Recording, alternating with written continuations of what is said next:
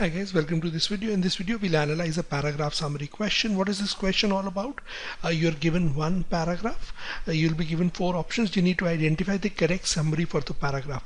Essentially what you do in this particular question type is you match the main idea of the paragraph with the options, right? So that is what your job is, to match the main idea. This is the approach that you adopt. Now obviously the step one for this question type is going to be to understand this particular paragraph and what does it say. So let's try to analyze this paragraph first before we head over to the question answer options.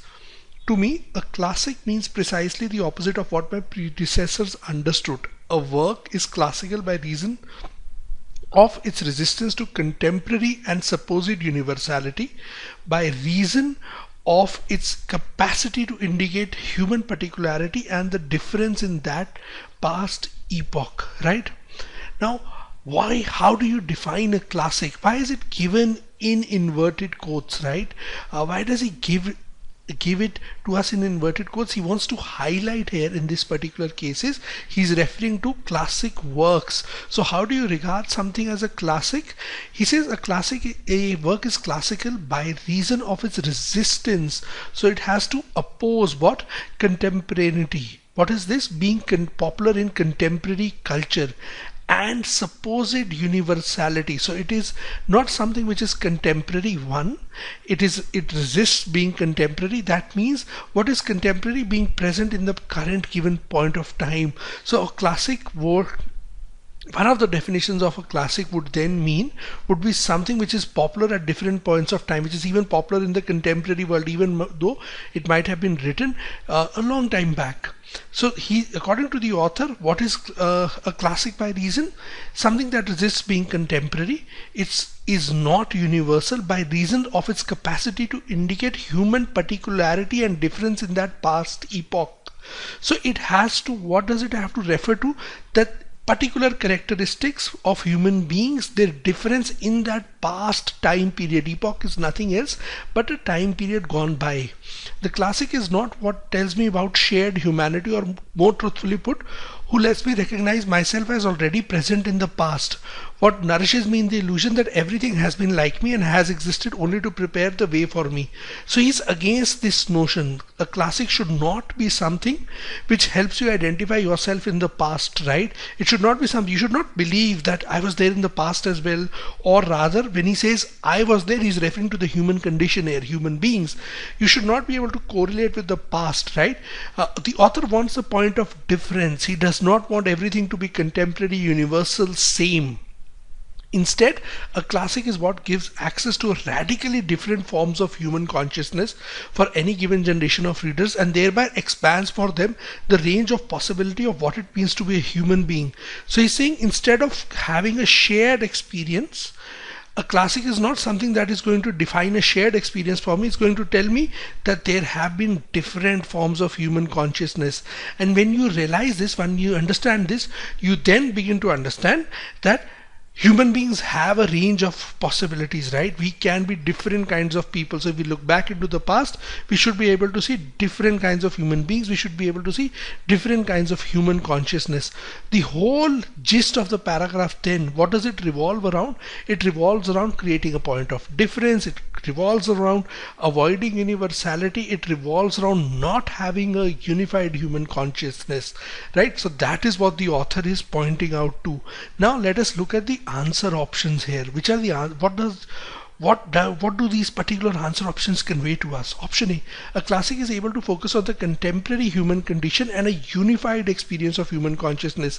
Does he want a unified experience? He does not. He's against this, right? He does not want to focus on contemporary. He wants to focus on what? Something which is different, something which stands out in the past, right? Something which is not shared.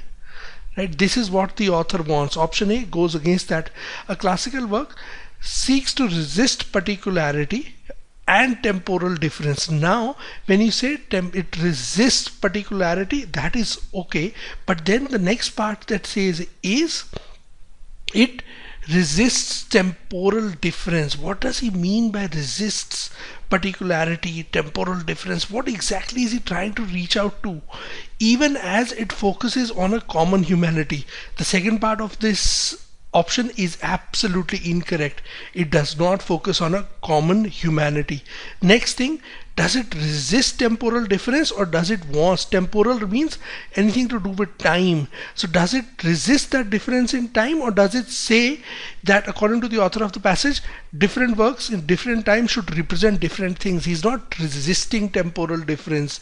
Is he resisting particularity? Is he saying that the work should not be particular to a particular epoch? No, again, this is the opposite of what the author has stated. Again, ruled out. See, a classic is a work exploring the new, going beyond the universal, the contemporary, and the notion of a unified human consciousness. So now all these things have been mentioned in the passage. The critical thing is going beyond. So going beyond means it is outside of these things. It does not represent the universal, the contemporary, the notion of a unified human consciousness. This is what the author of the passage says, and hence option C is the correct answer in this particular case.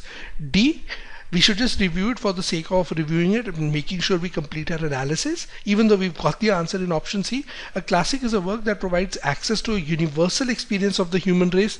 You read it, you should stop reading here itself. It does not provide access to a universal experience.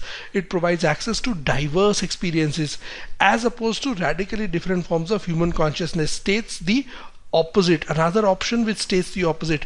As far as the question goes, option number A, option number B, option number D, they state opposites in this case. So your job is not that difficult.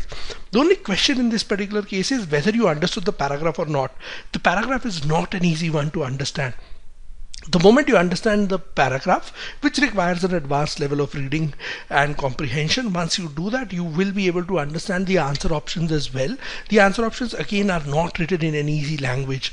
The whole trick in this particular question is understanding what the language means. So if you can do that, if you can dissect the meaning of the language as far as the paragraph goes, as far as the questions go, you are going to be sorted for this particular question. Hopefully, so you've understood the analysis for this question, how you should have gone about it, and you've understood the solution as well. Thank you very much for watching this video, and happy learning.